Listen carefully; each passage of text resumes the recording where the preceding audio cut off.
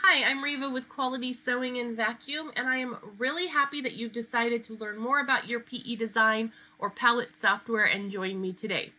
We're working in the version 11 of the software today, so if that's not what you have, you can get a hold of us and we can see about getting you an update, or just know that some features may be a little bit different.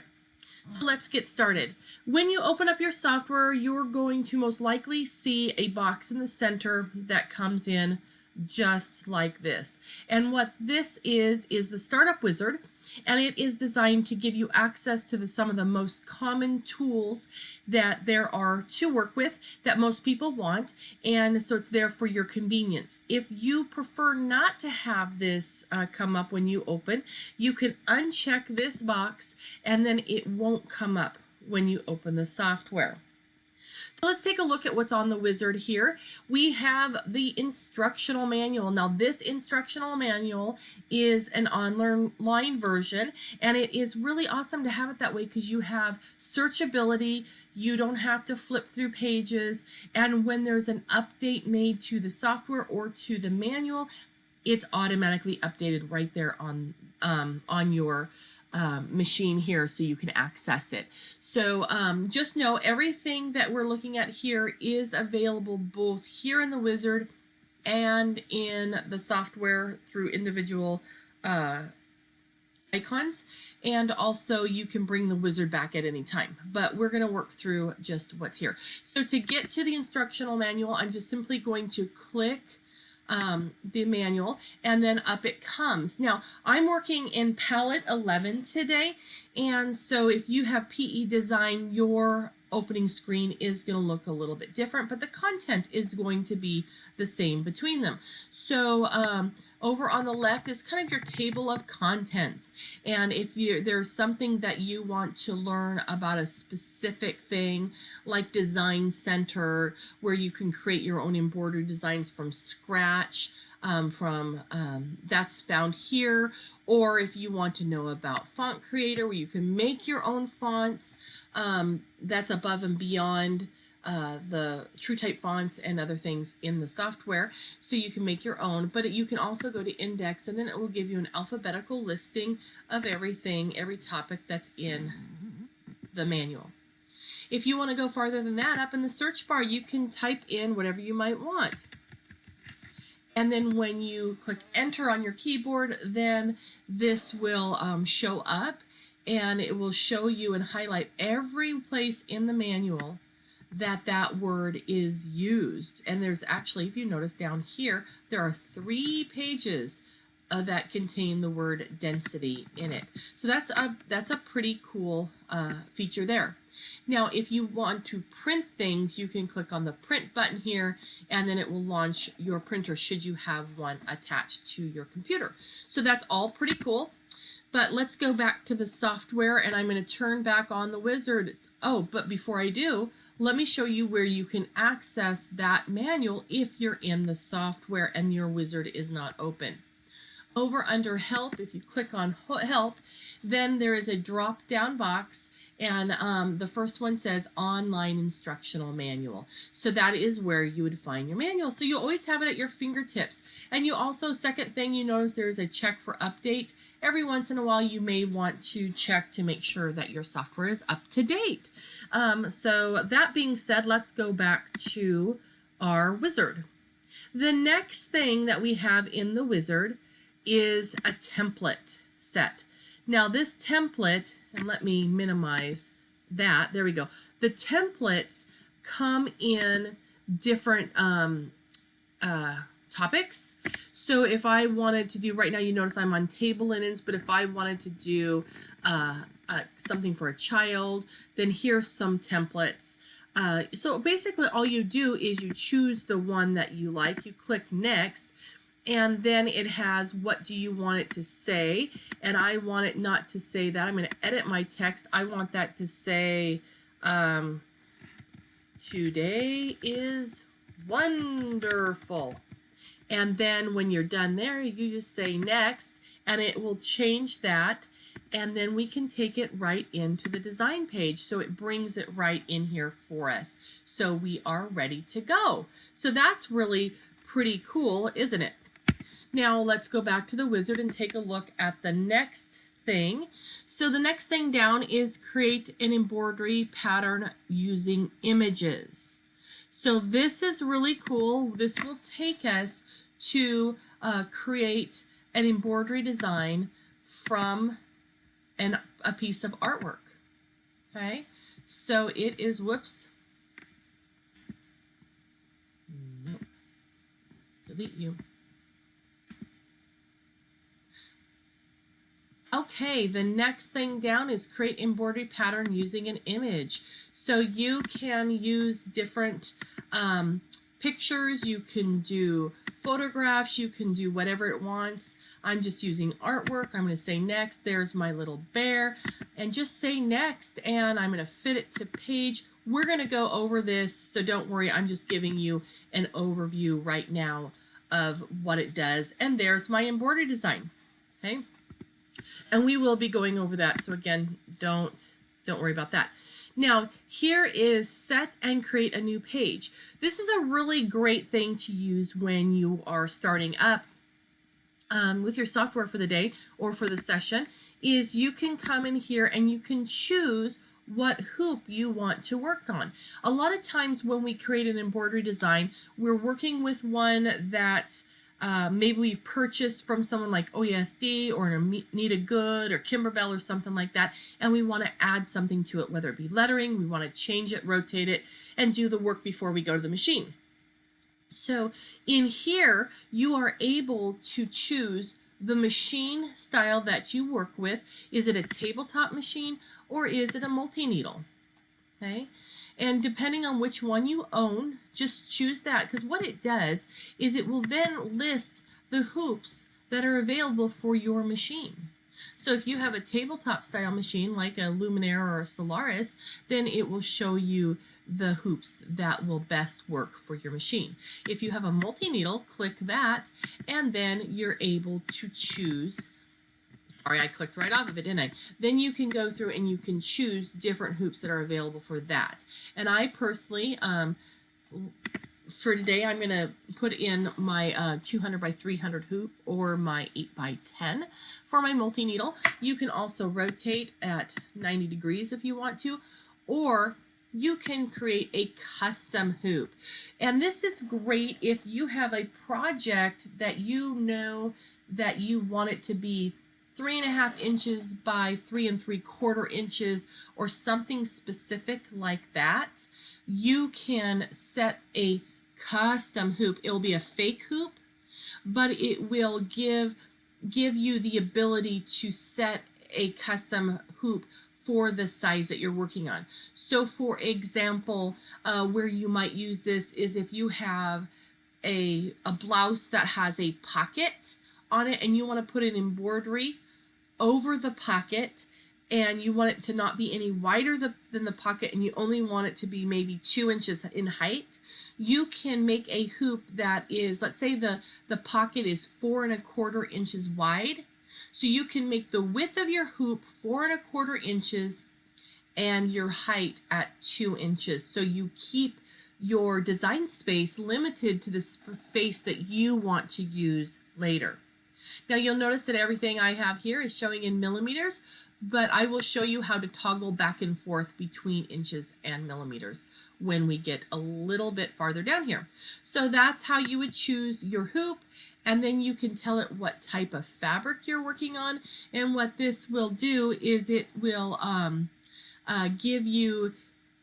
we'll let the software kind of help you figure out what type of sewing attributes or settings should be used, from pull compensation and then also underlay and things like that, and density. So I'm going to leave this on default for today, but if you're working on knits or you're working on denim, or especially terry cloth, you may want to choose those things, okay? But I'm just leaving it on default for today. Now, we're going to go back to the wizard real quick and then take a look at other things here. So this is bringing in and working with different types of embroidery. There's text, different shapes, and then also the design library. And then you can also open an embroidery design. Now, there are two different things here. You see import embroidery pattern and open embroidery design. Okay, so that's going to be kind of, we're going to need to know the difference there. So I'm going to come back to the difference between import and open here in just a minute. If you take a look right here on my screen, these are designs that I have been working with recently, and it will display your most recent designs right here on the screen for you to work with again quickly and access them without having to go through your file directory. And like this, it shows you the most recent things. The software will remember what you last did, so don't be surprised if you see things that are familiar, like when you go into lettering, it has the same font chosen that you last worked with, things like that. If you go into open embroidery design, it's going to go to the file you last looked at. So really easy to use, and it's very user-friendly, and it's trying to help you the whole way. Okay, so I'm going to go ahead and close this wizard, and now let's take a look a little bit about the environment on our screen. So you can always get to your main tasks by coming up here to the upper left-hand corner of your screen, and this is your File tab, or things where you can access, like get a new screen, open, save, print, and that sort of things. And here's where you can choose your fabric. If you did not do it in the wizard, you can come and choose your fabric. You can choose your hoop in design settings. You can go to your wizard if you want to reopen that. Okay, so all those things are just right there for you, just at a click. And then also, as a note, you have two different things here. You have save and you have save as. Save is going to replace whatever file you have with the one that you have made changes to. So if I have an Anita good design, and I've rotated and changed the size or done whatever to it, and I push save, then the original file that was on my computer now gets changed to the new version, so I no longer have the original. Personally, I prefer to use the term save as if I've made any changes to a design. So I will change the name of it, or if I've taken a design and made it smaller, I'll put SM before the official name of the file. A lot of times you'll see an embroidery design is named 521272, something crazy like that. So I'll put SM before the 521272. That way I know it's a smaller version, or I'll put the term my in front of the word so I know that it's the one that I changed. If I'm doing something for, let's say, my daughter's birthday, I might put Kendall 2020 or something like that, or Kendall B-Day 2020, whatever it might be, so I know what it was that I was doing. Okay, so that's just a little tip there. Now, nope, I don't. Oh man, I closed the whole thing. Wasn't that a turkey move?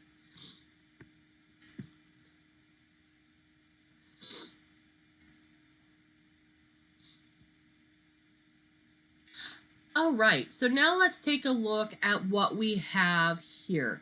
Across the top, you have a band or a ribbon of tools. And these tools that you're seeing right now are all under the Home tab. So you have things like cut, copy, duplicate, things like that. Here's how you access lettering and shapes. Here where you can import designs. And then here's where you can do things like rotate, group, ungroup, and arrange or align things. And then we have fill styles over here and send to our machine. But you'll notice that in addition to Home, I also have Image and View. If you're on Brother, you very well may have a tab that says Scan and Cut, because the PE Design 11 has a whole section for working with your Scan and Cut. So in here, we have right now just these three: Home, Image, and View. In Image, this is where I can work with bringing in an image and auto-creating an embroidery design, or going into a design center so I can really have full control over my design. In View, this is where I can have what I see on the screen be in a realistic view, which makes it look like thread, in a stitch view, so it kind of looks more like a pencil sketch, and solid makes it solid blocks of color without any of the artistic rendering. Okay. Then over here, this is the sewing order pane here, and it's lit up here, so it's telling you that's what it's being used. As with realistic, is showing me what mode I have on. So this is on. If I click that off, that goes away. So if you want it, click it. There it is. Down on the bottom, we'll talk about this in a little bit, but there is a stitch simulator, and you see that kind of band right down here. And if I turn that off, it's gone. Okay, so those are those things there. And then under attributes, you can also turn them on and off. And these attributes, you notice they're all checked, so they're all showing. Take a look over here on the right hand side of our screen. That is over here. We have color, sewing, text, and that is all these things right here. You can also have a grid shown, how wide apart it is. You can have the ruler shown or not shown, and the guideline is available to turn on and off as well. And you can see now I have this nice little line. Okay, so let's talk about one other thing that you might see up here. When we go to something else, like if I go into letters, now I have a text tab. All right, so then all the information for text is here. If I go into shapes, then there's a shape tab that will turn up. So this top tab section is going to change depending on what choices you have made within the software. If at any time you are someplace, like if you notice here, I'm in text and I have a different type of a cursor, it's a little eye cursor. If I want to leave that, I just go back and click on my select button. If I am zooming in to an area and I have my magnifying glass and I want to get rid of it, just go over and click your select button. Okay. Now, just as a note to get back to the full screen, this little click here, I'm on the home section. I got zoom in, zoom out, and then I have the fit to page. So if I click that, it will just show my whole hoop area again. All right. Now, underneath this main ribbon up here, you have a thin bar with some quick access tools. You've got new and you've got open. Remember, those were all found in our flower button as well, right? And save and zoom, undo and redo. Here's where I can find my wizard. I can get in and change my hoop size right there. We can work with the color palette, and I can get to my instructional manual. So this is a quick bar, toolbar, and you can, in the future, you can customize this with the tools that you use most often. For right now, we're going to stick with just the main categories here, because it's easier to get to know your program if you know just to go to the main ones, and when you become more proficient, then go about using the smaller ones or the adding. I don't want you to feel overwhelmed or try to complicate things in your own mind. So stick with what works for you. So now, right now we'll look at the work area here. We've talked about the left side when we turned it on and off. This is a sewing order. So when we have an embroidery design, you're going to be able to see the different segments or colors in your design. And then over on the right hand side is the attributes, where you can change and work with the settings within your your design. So this center section is your workspace, and what we're seeing right now, that white rectangle, is actually the hoop that I chose. Remember, excuse me, I chose the 200 by 300 millimeter embroidery hoop, and that's what we're looking at right now. So if you prefer to work in inches, which I know a lot of people are, if you bring your cursor over just the corner of the measurement ruler here and just left click on it, it will turn it to inches. Now, working between the two of inches and millimeters is really, really handy, because sometimes we think of overall hoop size or overall design size in inches, and that's perfect. So now if I go to my hoop settings or choices and my design, which is in the design settings, you'll see that now I am working in inches. Whereas before, let me turn it to millimeters and we'll go back. Now everything is displayed in millimeters. So whatever works for you is great. So I will work in inches when it is overall size, but when it comes to working with an embroidery design, stitches, density, and all the characteristics that go into a design, I urge you to consider using millimeters, and here is why. Let's go in here, and I'm gonna explain what all those things do here in a little bit, but I want to give you a visual here. So we're gonna bring in a shape, and if I come over here and let's look at the region so, which is, this is the filled in area. In density, it says that I have 114 lines per inch. I can't think that big. So let's change this to millimeters and see what it says. It says there are 4.5 lines of thread, stitch lines, in a millimeter. And that's a much more handleable number.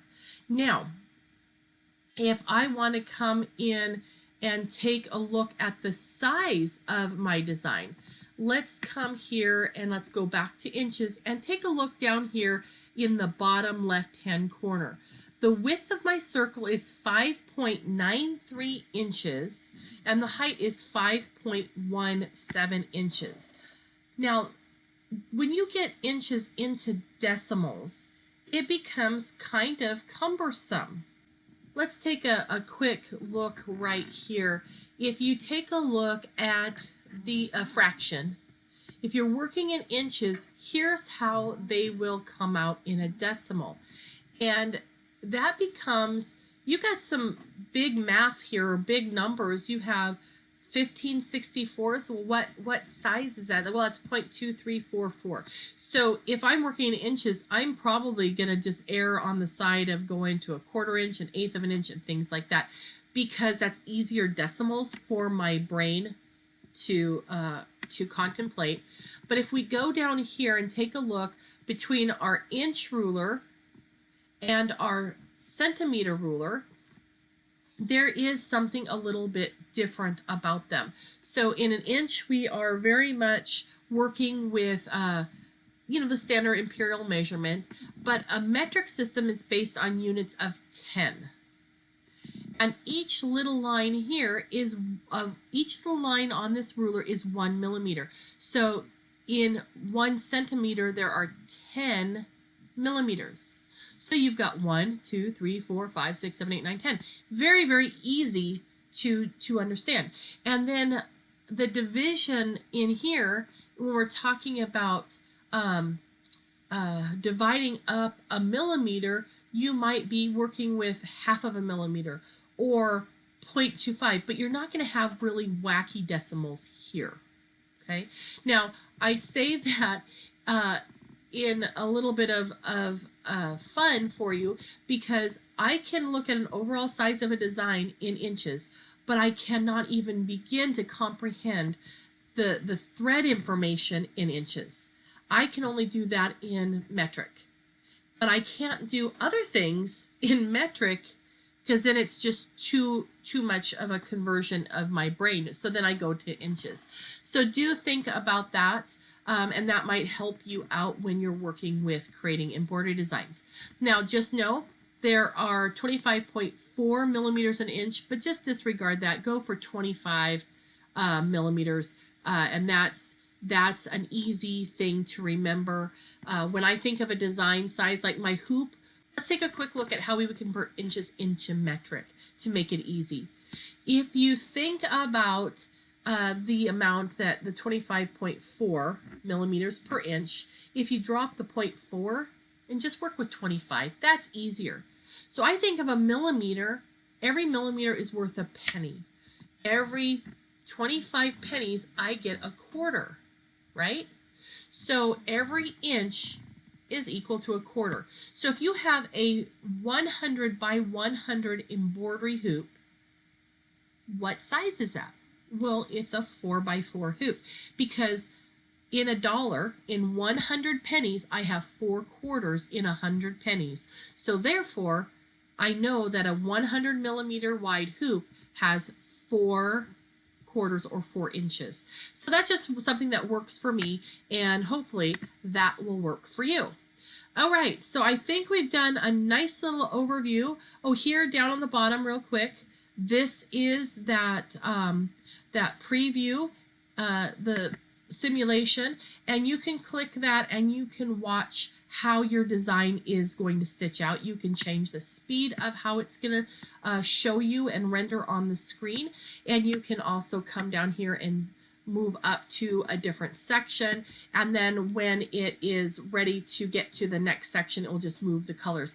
And this is just for a visual, so you have an idea of how it's going to stitch out, and that's pretty fabulous, because if you're working with a design you've never done before, and maybe it's an in the hoop design, that it will be kind of handy if you know which direction the machine is going to move when it gets to a certain step. Then you can preview it here and you'll be able to tell what the machine is going to do. So that's a really pretty cool feature, and I'll go ahead and stop that. And here is our list of the elements that are in our design. We have the circle and the outline, and over in the settings over here, it shows us what the settings are for each of those elements. So let me open up that. Okay, so really easy to see what you're working with. And now let's get into using the software. In this portion of our tutorial, we're going to talk about working with embroidery designs. If I click right up here on the little blue flower, you're going to see that we have the phrase open. So when I open this up, it's going to go look where we last were, but it's going to look for embroidery designs that are in the PES format. So you see down here it says PES and all files, but PES is the only choice. So if I open up this folder, then here's my list of everything that's in that design collection. And if I click on one, it will display it over on the right in my preview. If you're not seeing a preview there, you want to make sure that you have a check mark in your preview. So I'm going to come over here and I can just kind of go through a bunch of different ones if I want to. And when I find one I like, I just click on open. And here is my design. Now, before we get any further, I want you to notice that when I open the design, it changed my hoop size. So it is now on basically a 7.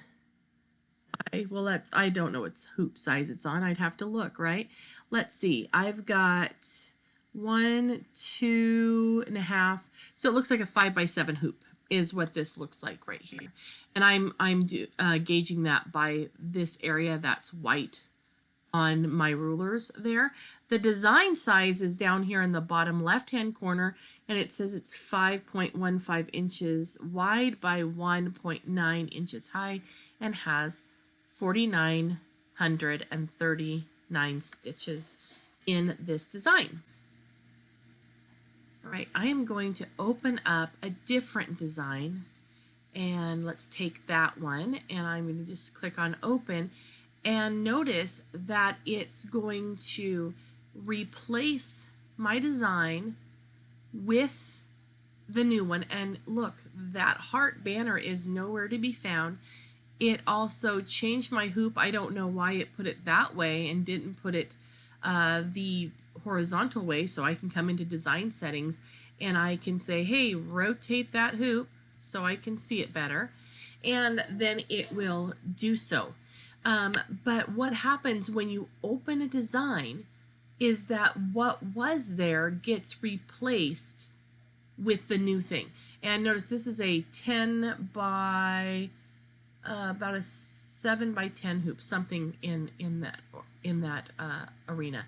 Okay, let's do it again. I'm going to go and say open, and I'm going to go choose that banner again and open it. And it says, hey, do you want to save changes? Now, the reason it asked me if I want to save changes with this one and it didn't with the previous one is because I switched the hoop. And so that's why. So at this point, I don't want to change. I don't want to save that. I'm happy with the way it was. But here is my design here. And so that's just, so I just want you to know that if you open a new design, you are going to get it to come right on top and replace the one you had there. Now, if I wanted to take this design and I wanted to add in those poinsettia leaves, I would want to come and choose import pattern. Import will do two things for you, and I'm going to choose from file. Import will allow you to bring something into the screen that you're working with as opposed to opening a new one, and it will also allow you to do so with files that are they're not just the PES. So if I come over here, here's my list. I clicked right on the file type right there. Here's a list of all the file types that I want to be able to see. If I only want to see the PES, you can come in here and you can deselect them and not worry about them. I tend to leave mine selected just because, all right? Now, to get your files, you want to come over here, and on the right-hand side, there's a little yellow file folder, and this is where you can browse through your embroidery designs. You can look at a USB stick, you can look at a memory stick, and in here, I am simply looking right on my computer. Now there, I'm in my my documents, and let me come up here and see if I can just, I was going to try to simplify it for you, but it's not going to happen. Okay, so I'm in my documents, and let me show you this. How about this? I'll show you where I am. So I'm in my documents, and if you notice, here is my folder right here that says embroidery. And any embroidery design that I have on my computer, I have put into this file folder. And so if I go and I purchase a new embroidery design, I can come in here and I can find the design that I'm looking for. And it's very, very easy to find. If I was randomly putting things in my computer, it's very, very easy to lose them. So that's why I prefer to have a folder that just says embroidery. Now, you notice that your documents comes up in alphabetical order, and I have mine no different than that, but you'll notice that embroidery, QSV, and Riva are above the alphabetical order of 5D, Adobe, Art, Brother, right? A, B, C. The reason why they are up at top is because I put a little underscore before the folder name. When I was typing it, I underscore then the word. And what that does is it puts it to the head of the alphabet because it's a symbol, not a letter. So it's in alphabetical, these three are within alphabetical order in themselves, and it just sets them apart. And that just is a faster way to access my designs. So that's where I keep mine. You can search through this little yellow file folder for any designs that you might have. So let's go down, and now I can simply see the picture of my designs, and I can click on the picture and say import, and it will bring it into my screen. And as it adds it, it will bring it into the screen I'm already working with. It didn't change the hoop size, it didn't do anything, but I see that it's too big for my hoop. And we'll come to that in a second, but take a look over here on the left-hand side. The first design is listed right here. Here's the color segments in the order in which they're going to sew. And then if I scroll down, here's the green poinsettia leaves that I just brought in. Now let's talk about how to get this to fit in my hoop.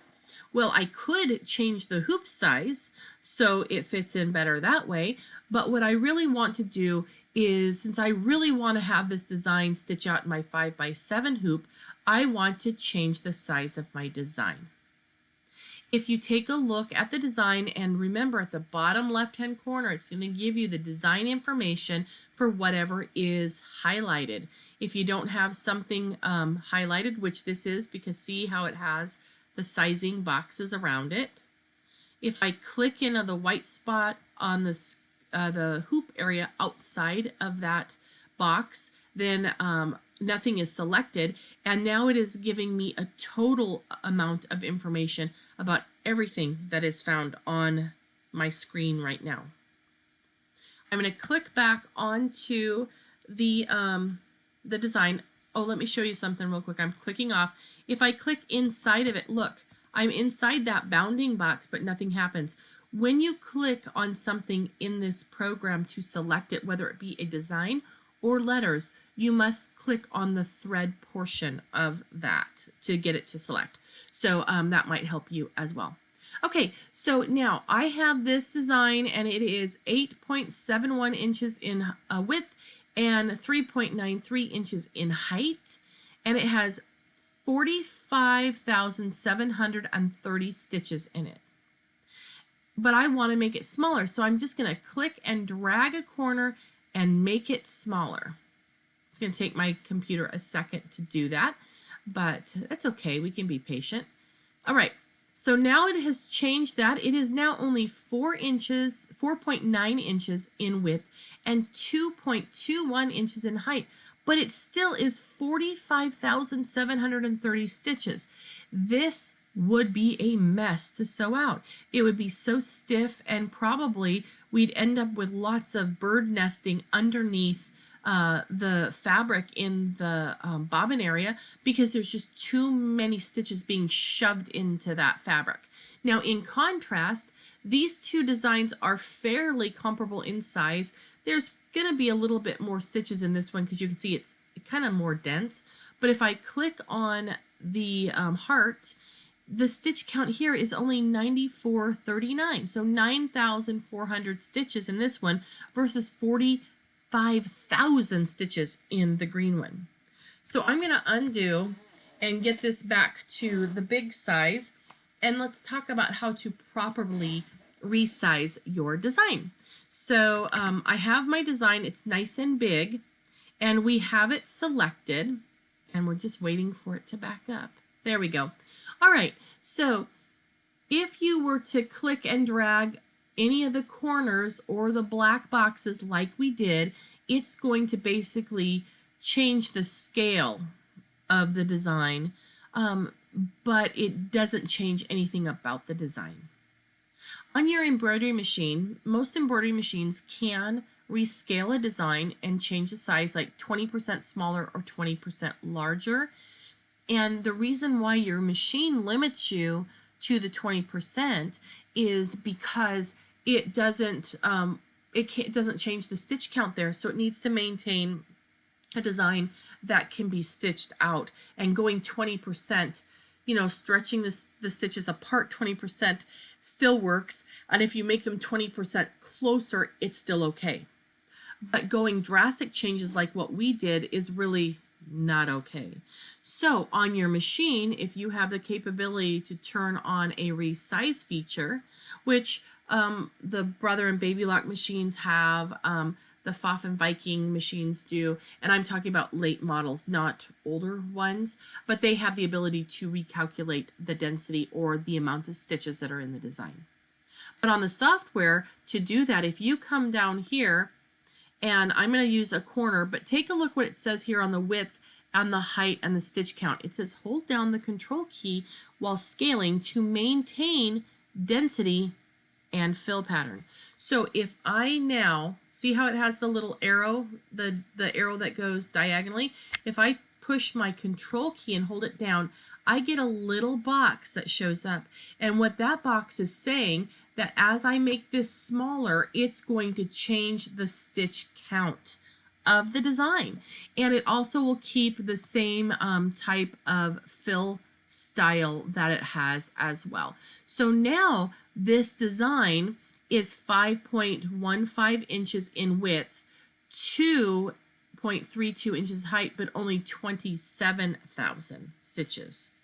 Okay, so that's a huge difference from the 45,000 to the 27,000 stitches. Now, I want to point out one thing as we're working. I can't remember if I mentioned this in the previous video or not, but if I come in here and I want to zoom in on an area, and then you can always go back by clicking on this button right here, which is actually will put the whole hoop area back into your screen. But if you notice, my cursor still has a magnifying glass attached to it, and if I click on the screen, I get it magnified. If I click again, it gets bigger. And that can be frustrating if you're trying to select something, not just zoom in. So if you've ever touched a tool and the cursor remains with that tool attached to it, just come up to your top here on the left under select and left click on the black arrow, and your cursor is back to normal. Okay. All right. So we talked about resizing our design. That's fabulous. I'm going to move him up a little bit. Now I just have the one design. So if I wanted to change the size of this and the stitch count, remember, hold your control key down and then you can click and drag it however you want it to be. The top, you will find this little red dot. That red dot, whether you see it here or someplace else, is going to be your rotate. Okay, so that's kind of a nice little guy to know where he is. You're going to want to know that, and that's pretty fabulous there. Okay, if you want to rotate it 90 degrees or flip it vertically or horizontally, you can use those tools right up here. It says flip horizontal, flip vertically. I'll flip it horizontal, but it's not going to do anything because this thing is kind of symmetrical. All right, so you're not going to see much of a difference there. I'm going to delete that, and I'm going to come over to my import, and I'm going to grab this little gal right here and click import. Okay. Now, some things that we like to do in our embroidery software, which is absolutely fabulous, is take bits and pieces that we like and use those, or delete them because we don't want them, right? It could go either way. So if you notice when our design comes in here, it is one thing. It is one design because we brought in an embroidery design. If I click off of this and I click just on my cupcake, I get the whole thing. If I click off and I come over here and look at all my different color segments and I click on the frosting of the cupcake, I get it with a bounding box around it, but I can't go and move or use just that cupcake. And the reason why is because, again, when you bring in an embroidery design, whether you open an embroidery design or you import it, if it has these black boxes around it, It's an embroidery design. So what I'm going to want to do to be able to edit and use just a portion of it is I'm going to go up to this new tab and it says Stitches. And this tab wasn't there before, remember, because I didn't have a design on my screen. So I'm going to click on Stitches and I'm going to use this little box right here, and it's called Convert to Blocks. And what this will do is it will take the embroidery design, and I'm just going to click design, OK. It's going to take that embroidery design and separate the different areas or blocks of color away from each other. We've created blocks from each one. Each color is now a block. It still is grouped together. It's one unit, not one whole thing, but they're just stuck to each other. So I'm going to just right click or come up here to the group icon and left click on that little drop down arrow and choose ungroup. And what that's going to do is separate them all out. Now on the other design, we didn't have the ability to ungroup because there was nothing to ungroup because it was an embroidery design and it was a whole thing. So the software lets us convert this to blocks so that way we can work with them. Okay, so now you can click on just one area, and instead of it grabbing the whole thing, since we ungrouped it, it actually lets me take that one little piece and I can work with that. So there, I've moved my cherry bit up there. I'm going to undo that so that way it goes back where it was, because nobody wants your cherry bits up there.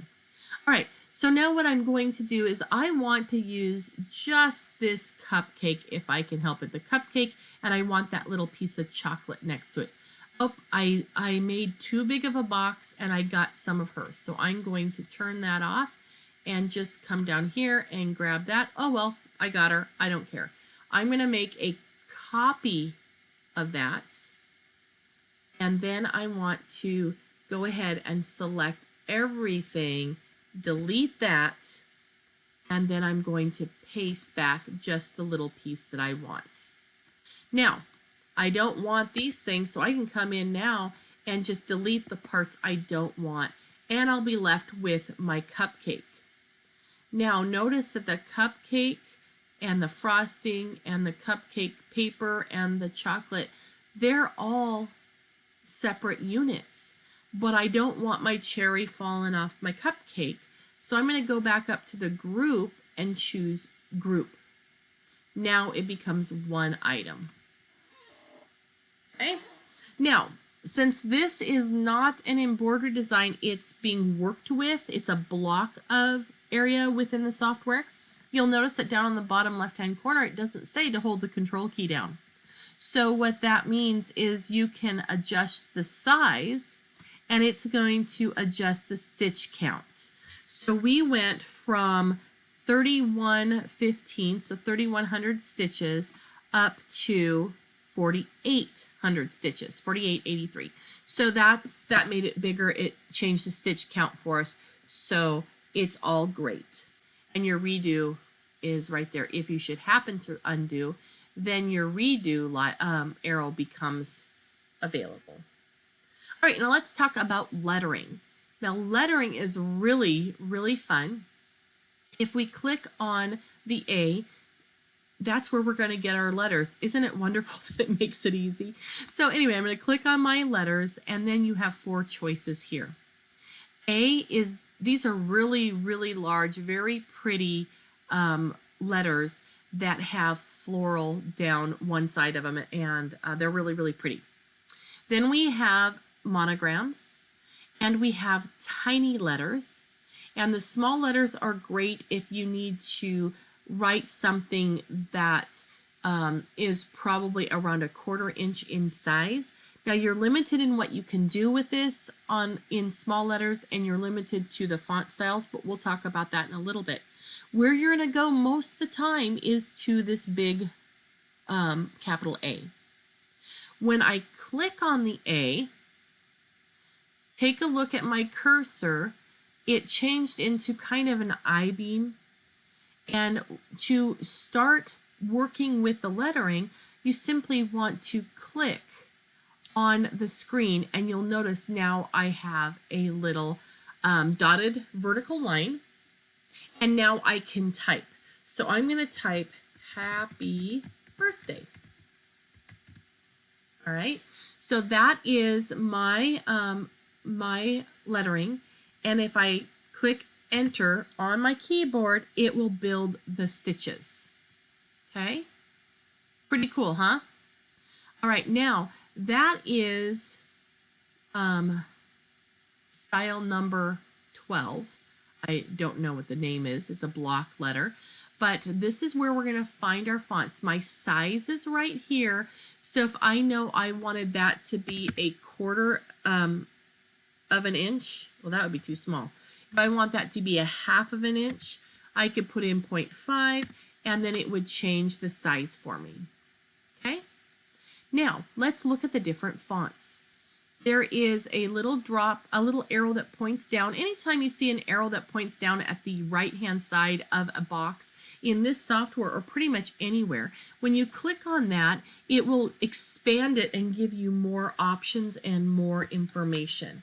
So that is what I have done here. Now, there is a line. You see there's a solid line right here. And what that is it's dividing the last several things that I've worked with the default or the software choices down here. So again, the software is reminding you, hey, this is what you used recently. Now let's take a look at the fonts. We have them numbered down on the left, 001, 002, 003, 004. Okay.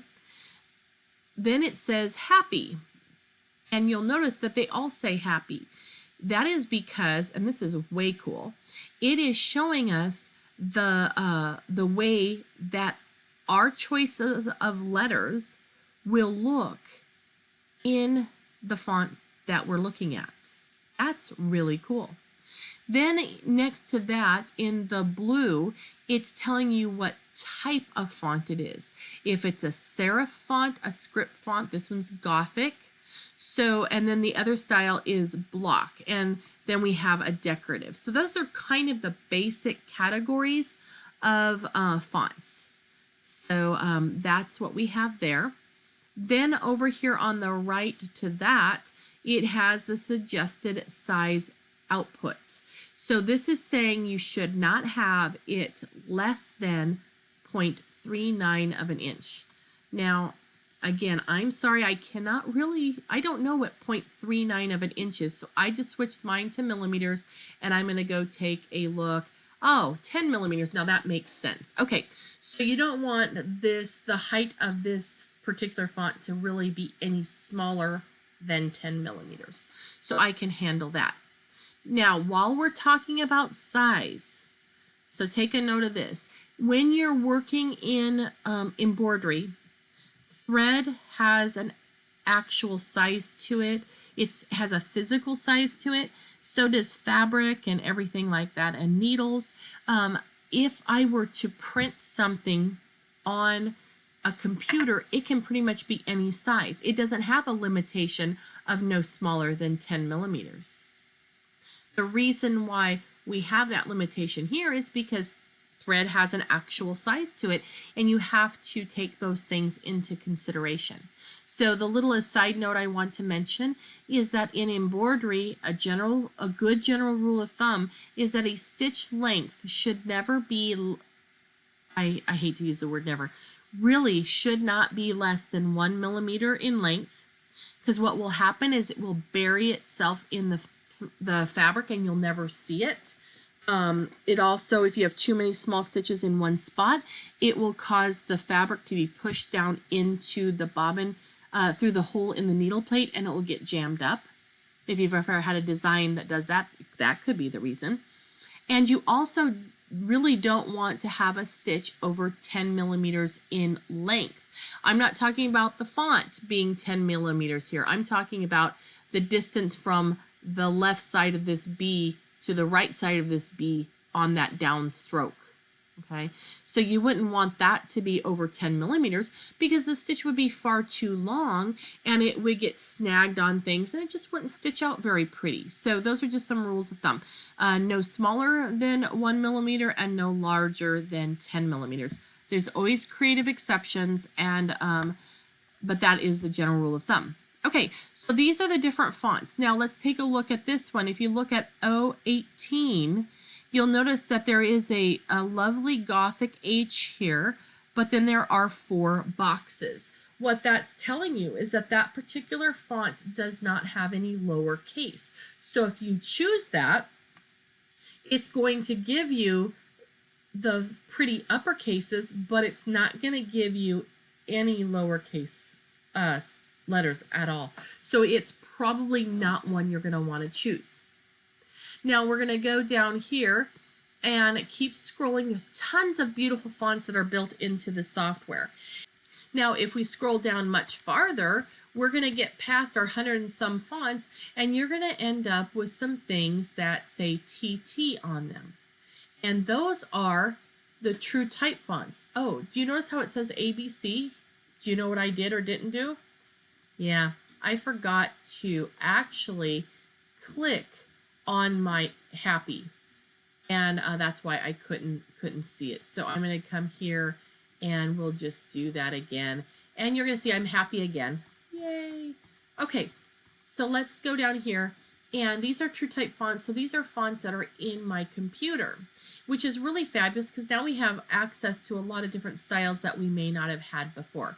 But notice you will see the actual name of the font, but you don't have any of the information to the other side that suggests what size you should stay within. A good way to kind of look at it, it's kind of an easy way, I guess, or a simplistic way. But when I'm looking here on this Bernard font, I can read the word happy pretty well. On Berlin, I can read that. You get down to Blackadder, I can hardly tell what the letters are. So here's a tip. If you can't read it here, don't make a little letter with it because you're not going to be able to see what it is anyway. Okay, so that's the fonts. Now let's look at our working with our word all together. So I'm going to move this a little bit back so he's all in the screen. And you know, if you decide you want a different size, because he doesn't fit in my hoop, so I'm going to just click and drag and the corner and make him a little bit smaller. And just like the cupcake, if I went up here to this red dot, I could rotate it if I want to. Okay. All right, but there are also other tools that you can work with. So maybe I misspelled something. Over here on the right hand side, you'll see your words, and you can click anywhere in them and you can erase. You can put in "it's your birthday" if you change your mind, right? Then just push enter on your keyboard and you've changed your words. Okay, so that's pretty cool. But one thing I noticed right here is if you take a look, your and birthday looks great. It's looks a little bit spaced out compared to the spacing between all these other letters. Now, literally it's not, but it does have a visual look that way. So let's fix that. So I'm going to click on here and I will zoom in so you can see really well. So I'm going to come in here and I'm going to go back. See how my cursor still has the magnifying glass on it? I'm going to go over to the arrow, click on that. So now, if I want to adjust this, I can click on one of the little white diamonds in between my letter, in the middle of my letter, and it will actually turn on these other tools that are available. Now, the one in the middle, notice when I put my pointer in the middle, it didn't do anything. But if I just ever so slightly move to the left, well, it didn't want to do it. There it goes. Just move around the mark a little bit. You'll find it usually on mine. If I move to the left a little bit, I get the cursor to change. But right now, today, it wants me to go just slightly above. So just play with it. But notice how the cursor has changed. And it has a little directional arrow that's left and one that's right. If I click and drag this to the left, it's going to put them closer together. So that actually is going to look better. And now I have way too much space here on my S, so I'm going to click on that. Find, let me just wiggle around here. There he is. Find that, and I'm going to shift that over. Now that has a far more appealing look as far as its relation to each other than it did before. And I actually think, just for my eyes, it's personal preference, I'm going to move my T over so I have it closer to my eye. Now, when I did all that, everything came with it. So if I come over here and let me move this again, see if you can see it. There, where did he go? There's my, I had a wiggle. So if I move this way over here, it moves everything with it. Did you see that? Everything to the right of that letter went with it. All right, so now let's take a look at some other things that we can do. And I'm going to show you some more fun things with these other green objects here in a minute. But before we do that, I'm just going to select the entire text, and I want to come over here to the right hand side, and this is our text attributes box. So again, you can change your wording here if you misspelled or you change your mind. Then you can also come in here and choose some other things. And I'm going to want to show you all these fun little boxes down here. And this is a transform. So to use any of these styles of text lines, you want to put a check mark in the box, and notice that the little A goes to a big C. I have a little I to a bigger Y here. It's also where you're going to find to arc over. So now I have a great, really fun way to arc the lettering, which is really, really popular. And you will notice that you have your resizing boxes. You have your rotate red button. Those all look familiar, right? But then we also have green icons here. So the one that points up and down, if I click and drag on that, it's going to change the size of my letters. And that's way too big for my cupcake. Thank you very much.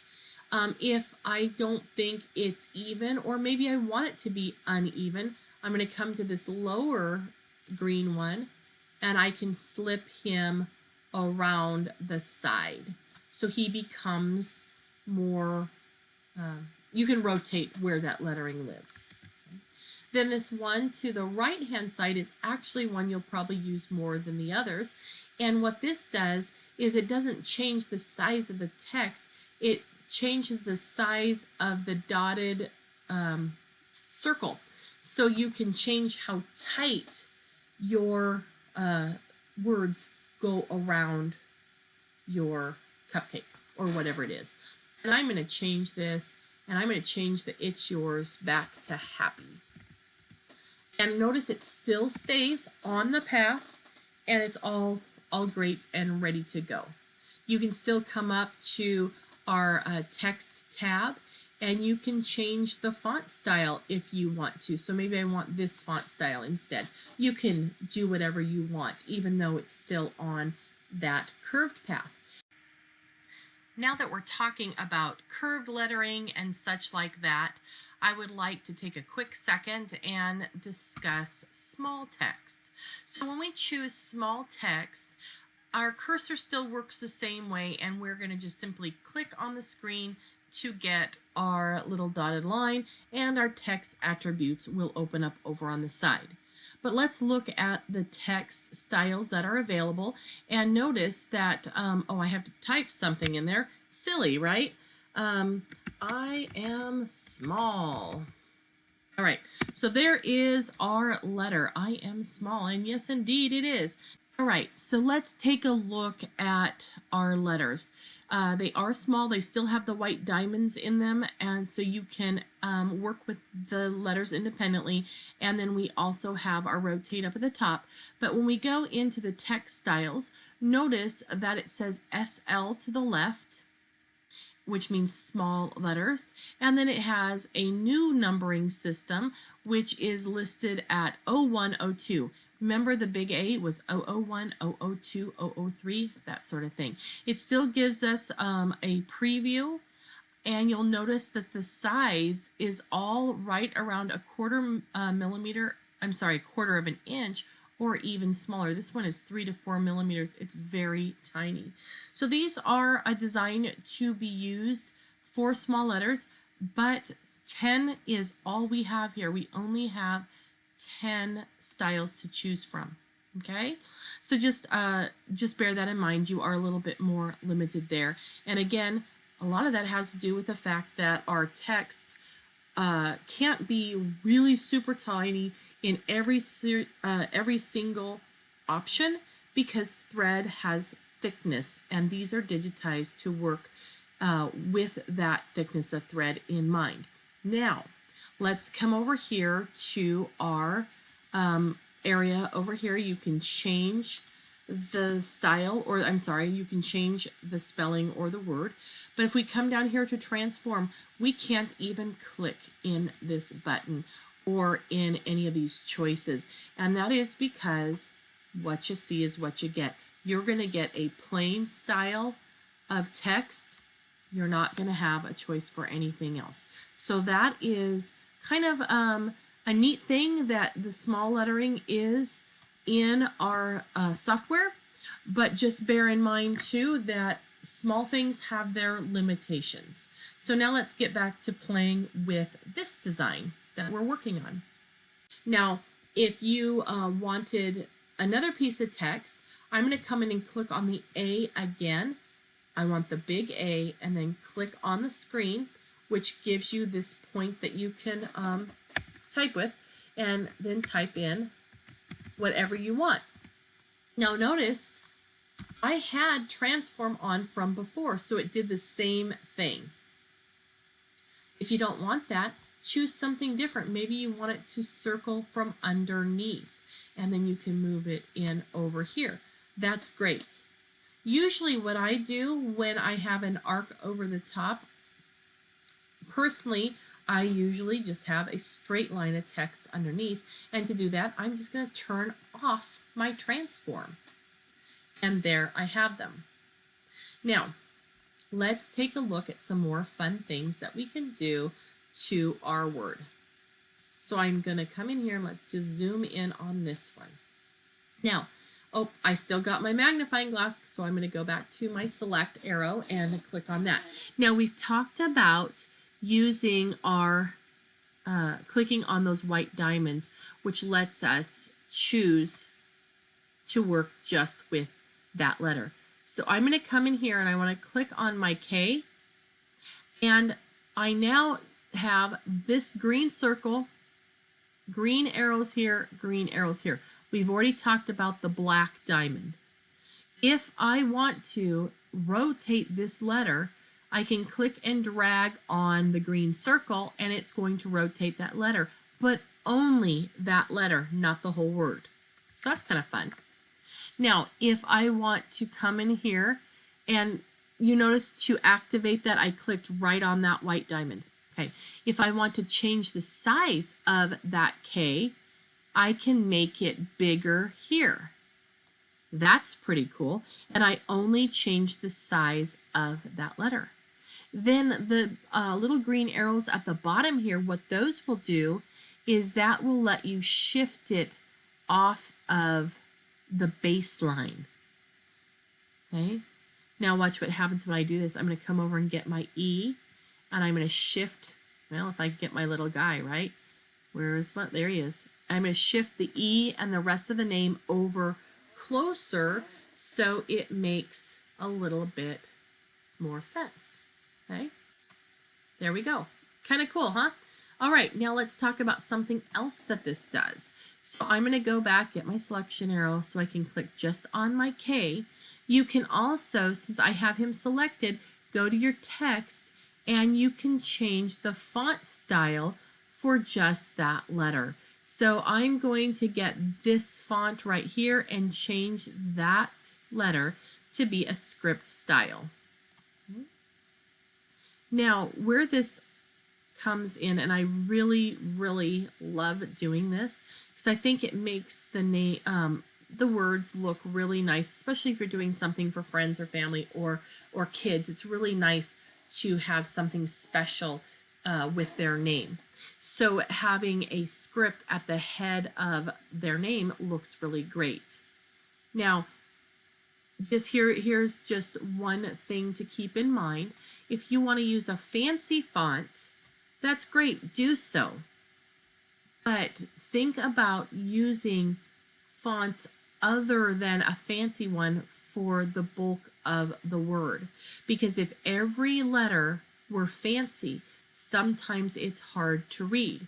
Not to mention, if we go in here, let's go to my little guy here. If we went to one of our really fancy ones, like this Gothic, I wouldn't even have lowercase to use anyway. So I could come in here now and choose the Gothic just for that K, and I'll be able to use that, right? So it's kind of like using the illuminated manuscripts or fairy tales, where the first letter of the word is really fancy and then the rest is not.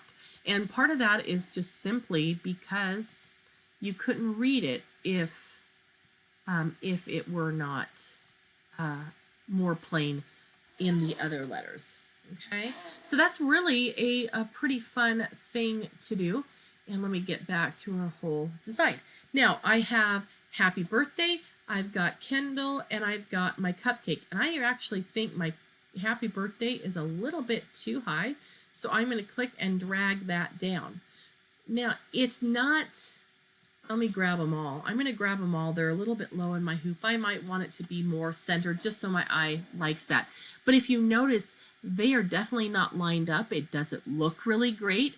So I have them all selected. I'm going to come up here to Arrange and choose Center. And then it will center everything together so it actually is far more pleasing. So now, if I want to stitch this out, I'm going to go to my little flower to File and say Save As. And then I would find my home where I want it to live. And I would probably just go right into Embroidery Designs.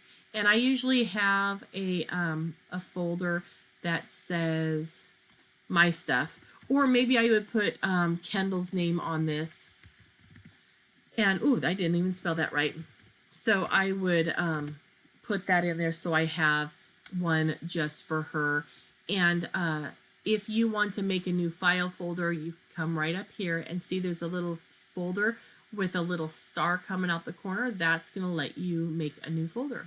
So I'm going to open that up and I'll put Happy Birthday and just say Save.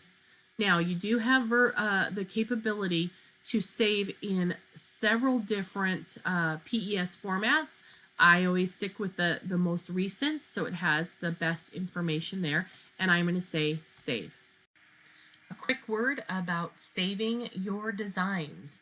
When you're working with your embroidery design and you're ready to save it and you're sending it to a brother or a baby lock machine, make sure that you reevaluate your hoop size and choose a hoop size that is just big enough to fit your embroidery design. So you notice here that I have some extra space around my hoop, and this design actually may fit in a smaller sized hoop. So the reason I say that is because whatever size hoop you save your design with or in, then you will be required by the machine to sew this particular design or that particular design in that size hoop or larger. Even if you had a teeny tiny design the size of our cherry and it was in this same hoop, if that's all we had on the screen, but we saved it in this hoop, then our machine would require this big hoop, even though we know that we could fit a few of those in our smallest hoop. So if you've ever had a design that you've brought up on your machine and it made you put on a bigger hoop because it said it wouldn't fit in the hoop, but you knew it did, it's probably because it was saved in the software with a hoop that was bigger than the design. So just keep that in mind. So let's say we want to stitch this out on our FOF machine. I'm going to go over now to File, and I'm going to come down to Export. Export is where I can send it in a different format. So here's my VIP for my FOF machine, and now I can click on Save, and it has saved it as that format. So I'm going to come in here, I'll show you, I'm going to go to Documents, I'm going to go to Embroidery, and I'm going to go to my Kendall, and here's both my designs, both the PES and the VIP. Okay, so when you're working with embroidery designs, when you're bringing them in, if they're a format that is other than a brother or baby lock format, other than PES, you're going to import them. If you want to save them in anything other than a PES, you're going to export them. If you want to open up PES, you can open up a PES, and if you want to save a PES, you're going to save a PES. All right, now, if you have a machine that you have, if you have a Luminaire or Solaris and you have wireless capabilities on it, if you want to send this right to your machine, you're just going to go to Send and then Send to Network Machine. I don't have my machine even turned on, so it's grayed out, so I can't do that because it's not talking to the software right now. If you want to send it to, let's say, to your FOF icon, I have my icon is also a Wi-Fi capable. However, I don't have that. For one thing, I don't have it on, but the brother or baby lock software will not communicate with a FOF icon. Okay, and then if I wanted to put it on a USB stick, I would have to have that hooked in. If I wanted to send it to my machine, I would have to have the cable connected to do it this way. So if you have an older machine that isn't Wi-Fi, which isn't necessarily an old machine, so don't get me wrong there, but if you have that cable, then you can send it directly to the machine that way, or put it onto a card if you have a card writer. And if you have a multi-needle and you have more than one that are linked, you can actually send this design to up to 4 different multi-needle machines through the link function. So that's pretty cool. All right, so that is an overview of working with embroidery designs and with working with your text in the PE Design and palette software.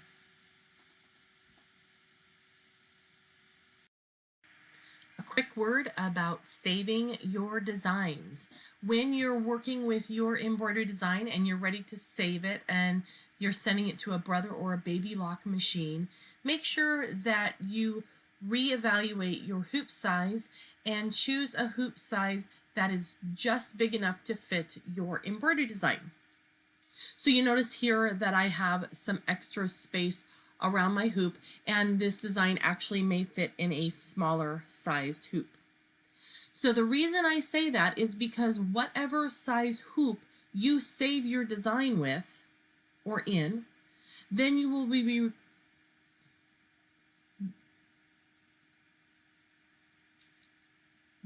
be required by the machine to sew this particular design or that particular design in that size hoop or larger.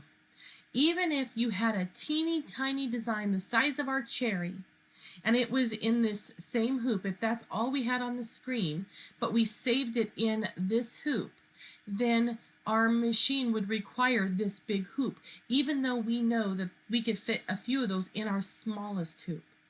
So if you've ever had a design that you've brought up on your machine and it made you put on a bigger hoop because it said it wouldn't fit in the hoop, but you knew it did, it's probably because it was saved in the software with a hoop that was bigger than the design. So just keep that in mind. A quick word about saving your designs. When you're working with your embroidery design and you're ready to save it and you're sending it to a brother or a baby lock machine, make sure that you reevaluate your hoop size and choose a hoop size that is just big enough to fit your embroidery design. So you notice here that I have some extra space around my hoop, and this design actually may fit in a smaller sized hoop. So the reason I say that is because whatever size hoop you save your design with or in, then you will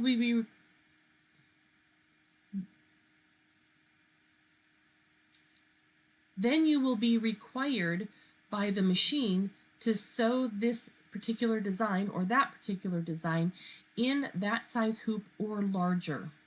Even if you had a teeny tiny design the size of our cherry and it was in this same hoop, if that's all we had on the screen, but we saved it in this hoop, then our machine would require this big hoop, even though we know that we could fit a few of those in our smallest hoop. So if you've ever had a design that you've brought up on your machine and it made you put on a bigger hoop because it said it wouldn't fit in the hoop, but you knew it did, it's probably because it was saved in the software with a hoop that was bigger than the design. So just keep that in mind. I hope you're ready for more. We're going to talk about some of the fun wizard type tools that are in the PE Design and Palette 11 software. And so we're going to have a lot of fun. So the first thing that I would like to talk to you about is up here. And it is this box right here full of wizards. We have the background, we have Appliqué embroidered patch, and cutwork wizard. So let's start with the background. Now notice it's grayed out. There's nothing that I can do here, and that is because I don't even have a design in here. So I'm going to go over to my import, and I'm going to choose a design, and I do want to show you something. Remember how when we were choosing designs, if you click on it here, you can click the word import. Well, now that you've done that, here's another step. You can actually left click, hold it down, and drag it in to the screen right where you want it to go. So that's a pretty handy little thing there. Now, the hoop size that you're seeing right now is my quilt hoop for my Solaris machine, and it is at 9x9 basically. So if you want to do a quilt block, there's actually fabulous quilting stitches that are built in to this software that make everything just really fabulous and easy. So let's take a look. So now that I have him in here, you'll notice that my background fill button is accessible. So I'm going to click on that, and it's going to bring up the wizard. Now there's different types, and we'll go through them all very quickly. There's echo, stippling, decorative, and crosshatch. And right now it is on stipple, and it's going to add stippling. But my next button is grayed out. Do you see that? How can I then get stippling where I want it to go? What it's asking you to do here is to click on the areas that you want to have included in the stipple.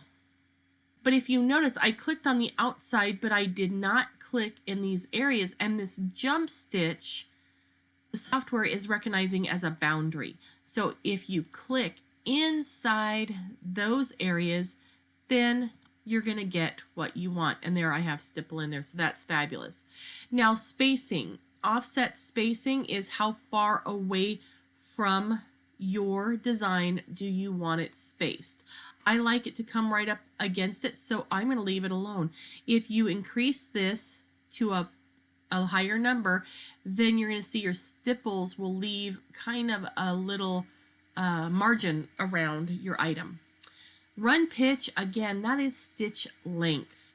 So if you want it to be nice and smooth, 2.0 is really a nice one to have. It's not so short that it's going to get buried into the fabric or become kind of heavy.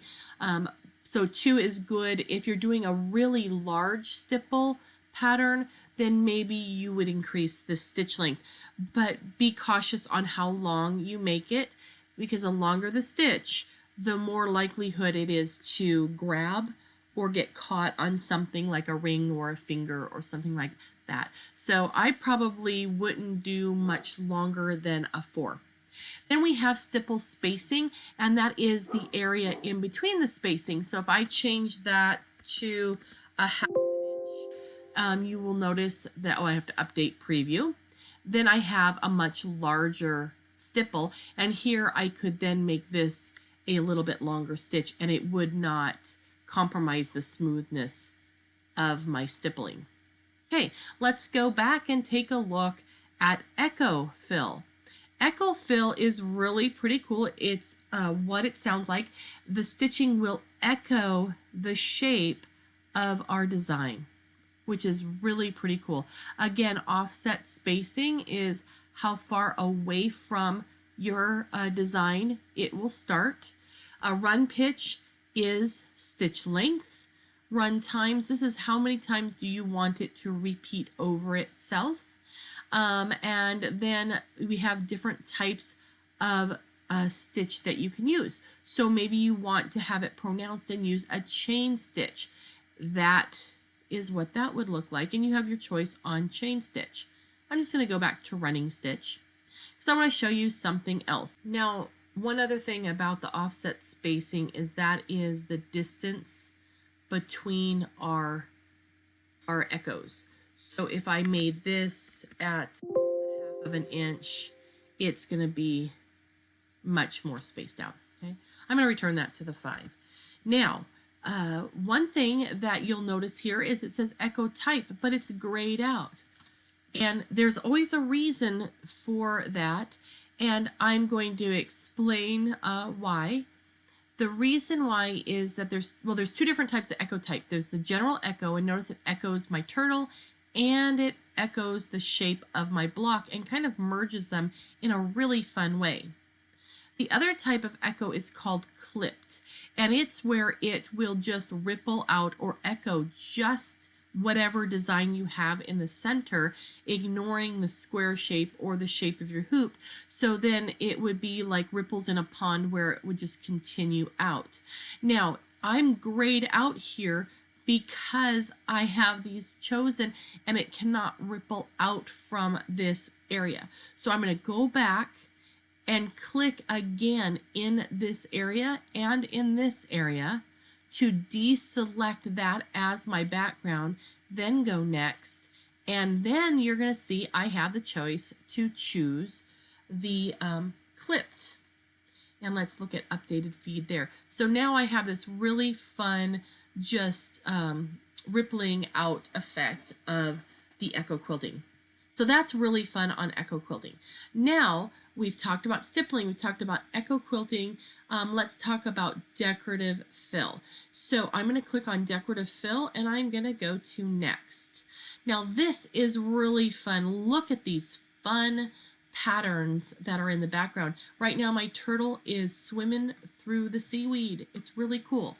Offset spacing, again, it's the distance from here. Now, unlike echo quilting, when I change this offset, it will only change that. It will not change the spacing between the pattern. The pattern is the way he is unless you change the overall size, but the layout will still be the same. Okay? Now, let's go in and take a look. You click on that file folder. I may have done that a little too quick, so let me go back. There's a file folder right here. You click on that, and that's going to show you your different quilt pattern examples. So you can scroll down here. I guess I should have been clicking instead of scrolling. Okay, so if you click on your arrows, then it will take you one page at a time.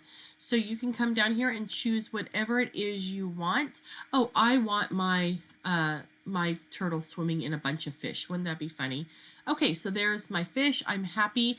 Let's uncheck exclude internal patterns and take a look at what it does. What that does is it continues the pattern completely through and does not go around our turtle. Okay, so that filled in those blank areas. Now, let's talk about minimize feed.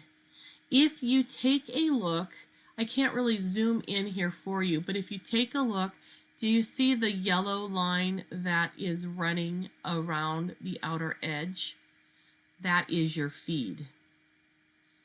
If I minimize feed and update, notice that running line is gone. So if you have a block or a pattern that you do not want a definite straight line stitched, then remove minimize feed.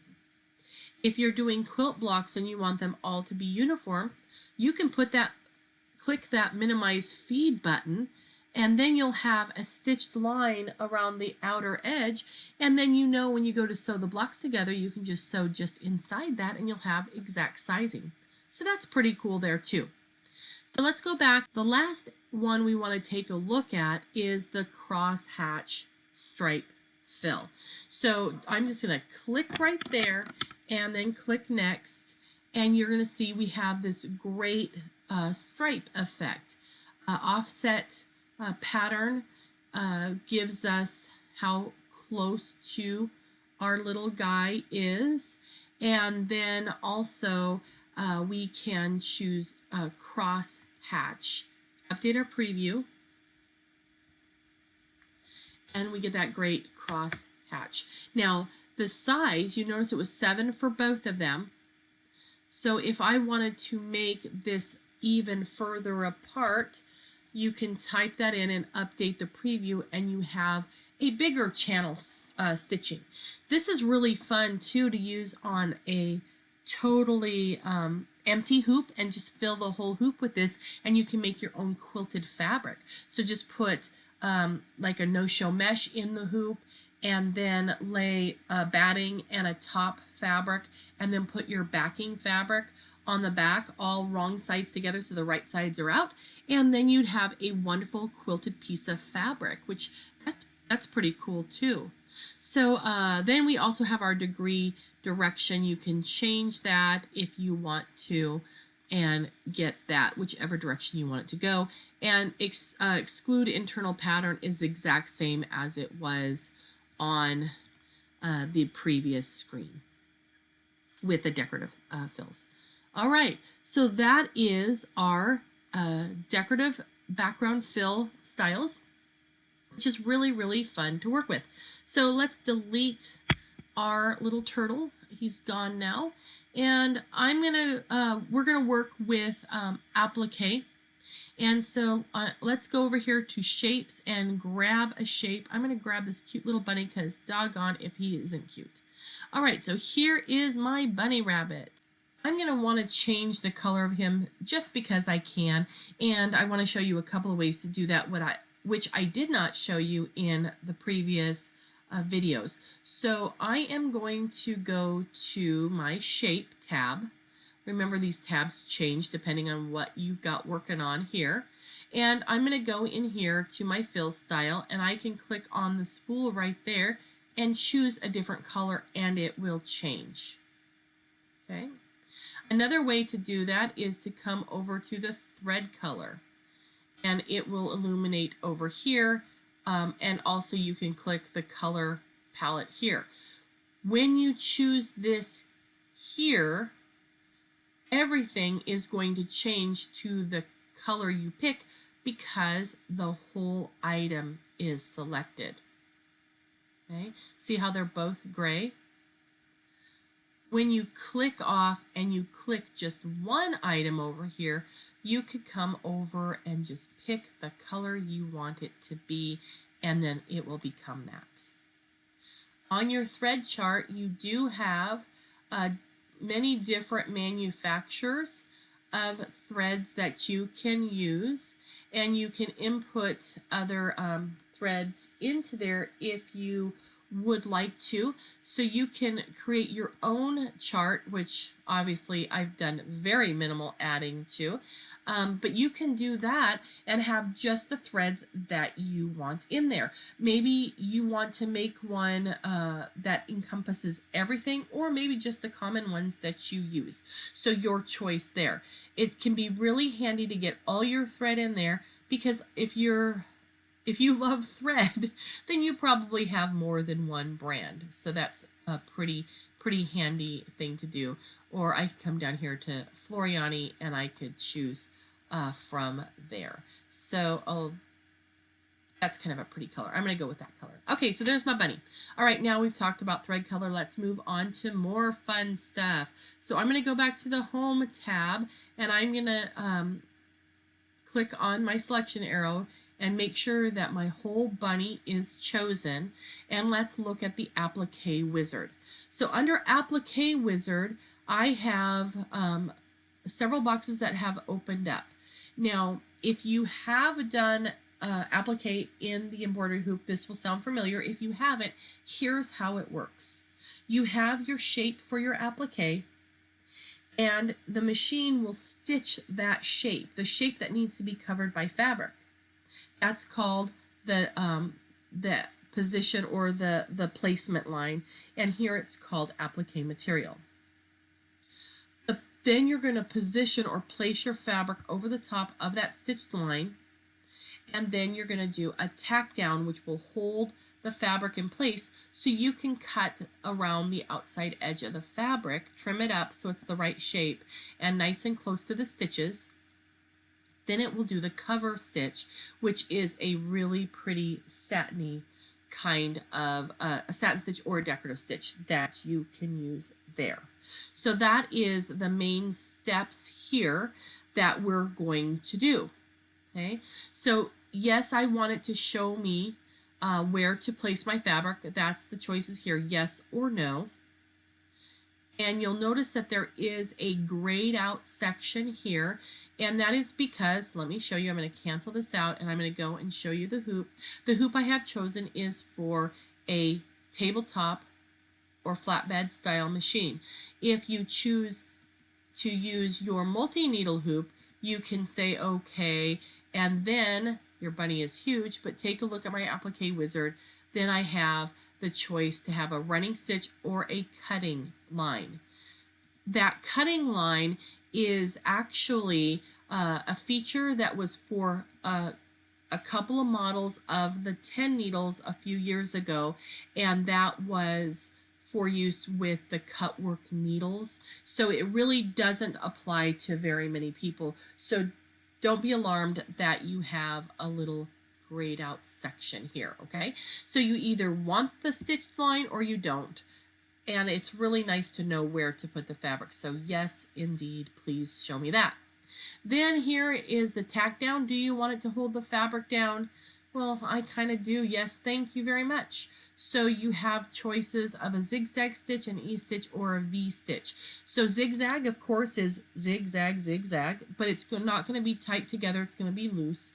And an E-stitch is like a blanket stitch, and a V-stitch kind of looks like a blind hem. So where a blanket stitch goes forward, left, back, forward, side, back, in the same spot, this will go forward, zigzag, forward, zigzag kind of a thing. So those are the differences, but they're really nice because they have an inside and outside stitch. So when you trim right around the outside, if you happen to nip a stitch or you get your fabric cut a little too close, there's still something holding that fabric down. So that's really pretty cool there. All right, then your cover stitch is right here. We have it as a zigzag stitch, which this would work out to be a satin stitch. It has a width of 4.0. It's a little bit thicker than a standard design or a standard satin stitch. If you remember back from the first class, satin stitch really kind of defaulted at 3.0. This or actually I guess it was a 2.5, something like that. But this is wider because it needs to cover that raw edge of the fabric as well as your tack down stitches. Density is how close together the stitches are. Then you have some choices here, blanket stitch, a V-stitch, or a chain stitch. So whichever one you want to do. And then you have an output, or what the final step is. Do you want the applique information that we just did to replace the design that's there, or do you want it to add it to the outside? And I'm going to say replace, and I want you to take a look at what it does. So now it turned my whole bunny, everything about my bunny, into an applique.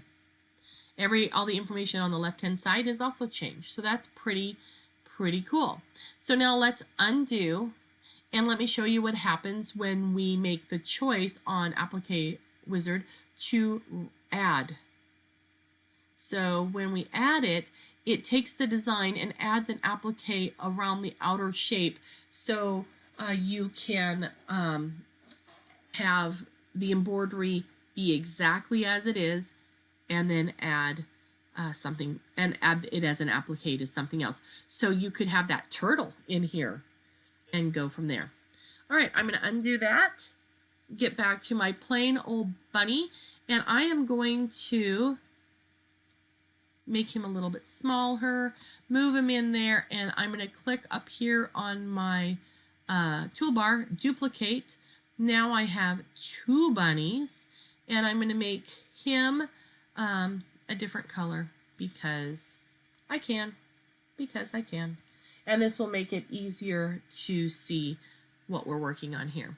All right, so now I'm going to choose my first bunny, and I want to go to embroidered patch. Now this is going to turn our bunny rabbit into a patch. It's similar to what we just did, but it doesn't have the placement and the tack down and all that. It's just going to have just basically the satin stitch around it. So do you want to have a satin stitch? Yes or no? Well, would be kind of nice. Thank you very much.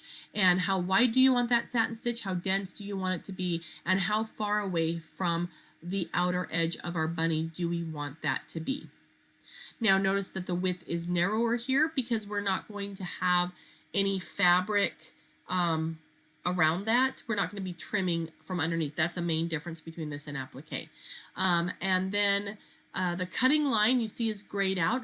That is because it does not apply because I don't have that multi-needle chosen up in my hoop section that has the capability of using cutwork needles. And by the way, those cutwork needles and function upgrade for that 10 needle is no longer available. So again, this only applies to a few. All right, so I'm just going to leave it the way it is, and I'm going to say okay, and ta-da! I'm going to turn this bunny into a patch, and it has a little running line. Let me zoom in so you can see. It has a nice little running line here that will allow a spot where we can see where to cut that out. Okay, so that's pretty nifty. But let's take a look now at our cute little, whoopsie. See, that's what happens when you don't pay attention. All right, so when he gets lit back up here, take a look. My cursor was still on the magnify, so I need to go over to select. Click on that. Now I can click on my bunny and life is good. So I'm going to click on my bunny, and I'm going to go back to shapes, and I'm going to turn off my line on the outer edge. This is important for the next thing that we're going to do because we're going to come over here to go to Cutwork Wizard. Let's take a look at our Cutwork Wizard.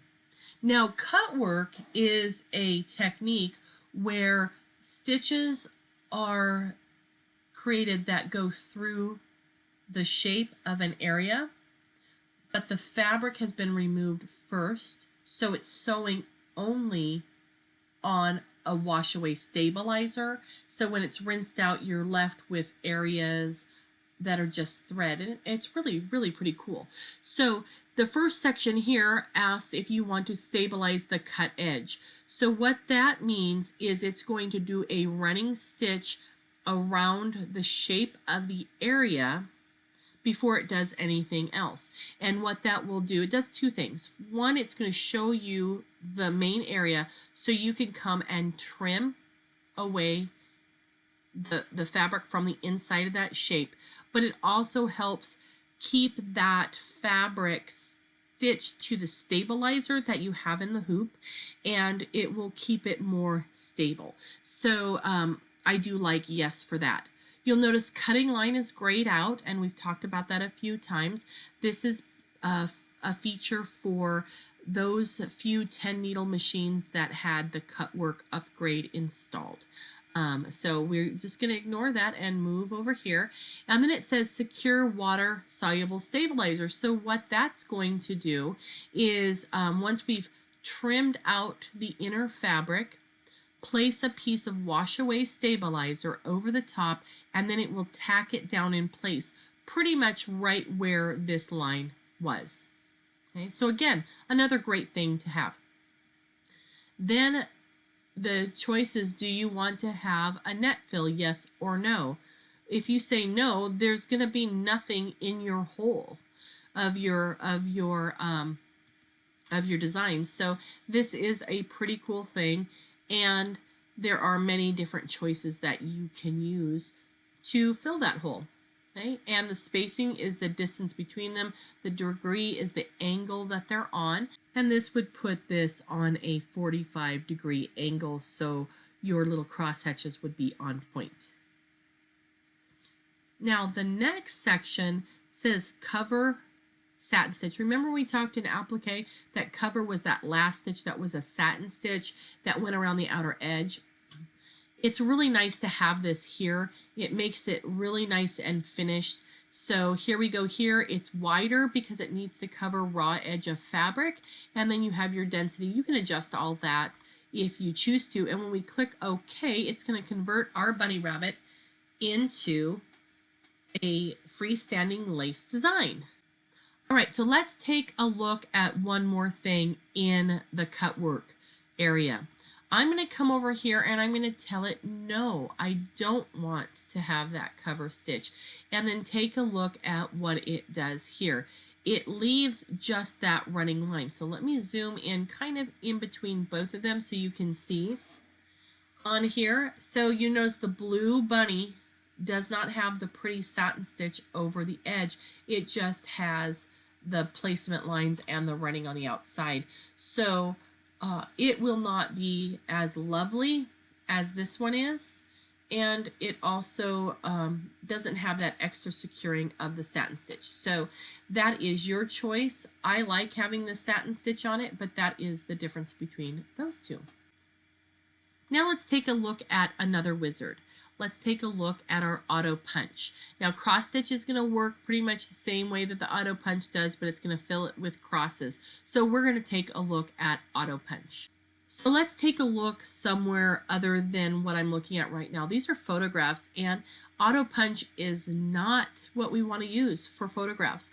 So I'm going to click on my down arrow, and in my documents I have my palette folder. If you're in PE Design, it will say PE Design. And I'm going to go to Sample and Design Center, Open. And here are my my artwork here. And I'm just going to pick the little bear.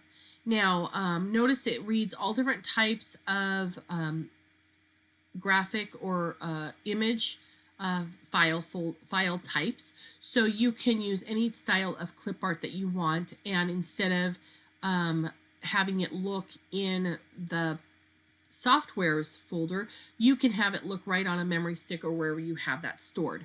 Now, auto punch works awesome if you're working with something that has clean and clear lines of division like these images do. They're these ones happen to be rather storybook, but there's no excessive shading or anything like that. So this works really well. Photographs, not the best here. And in the photo stitch, these kind of images aren't great in that. So each image style has its own place. So I'm going to click on next. Now my image size here is 81 by 68. So it's just over 3 by 2. And that's pretty small because I have that 9 by 9 hoop chosen. So I can click and drag him and make him whatever size I want. Maybe I want him to go inside of my quilt block, and I think that's good. I can also do fit to page and it will fill that hoop area.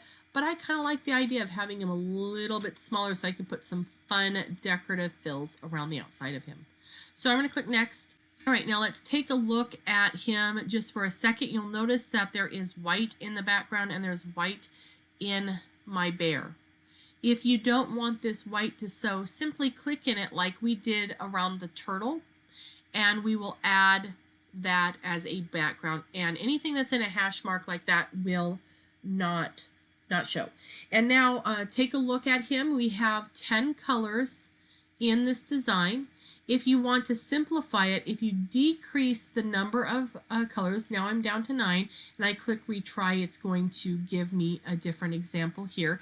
Notice that it has merged the two reds together, and it did take away the cross-hatching in my background, so I do want to make sure that that maintains being checked, so that way I don't get this stitched. But you can take it down and have as few or as many colors as you want. If I take it down to 6, which is great if you're working with a 6 needle, then you don't have to worry about changing colors. Just note that it has replaced the nose and the colors in the scarf to the same as the propeller. If you want to gain a color back, just add a color and see what it does. Now I'm going to click in that background, make sure that that is there, and click on finish, and this will turn this little guy into the cutest little embroidery design ever. So really fun. Now from our second class, I believe it was, we had we talked about when a design has the turquoise dotted line around it, that means it was something that was created in the software, or it's an embroidery design that you've already converted to blocks. So that means you can work with it. So if I click off of this and I click just on, oh, it's grouped. Remember, it's grouped. So let's go back to home and click on ungroup. So easy to forget that it's grouped. So I'm going to come here now, click off, and just click on my my plane.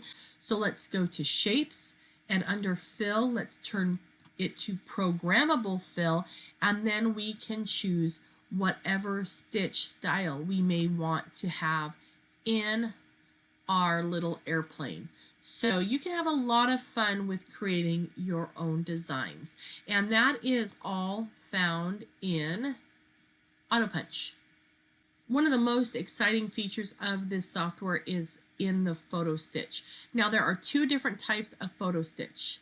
The Photo Stitch 1 has several different features in it, and this is a more unique, a very beautiful way to do photo stitch. Full color.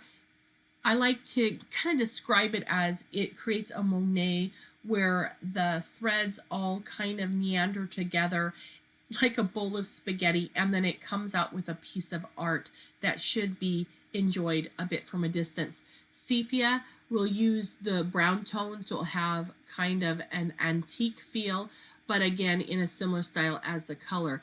Gray is going to be black and white, and mono is going to be like a pencil sketch. It's really cool. Photo Stitch 2 is a little bit different. You have color and you have mono. This is based on a linear or a grid system. So if you choose color, it's going to use 4 basic colors of thread.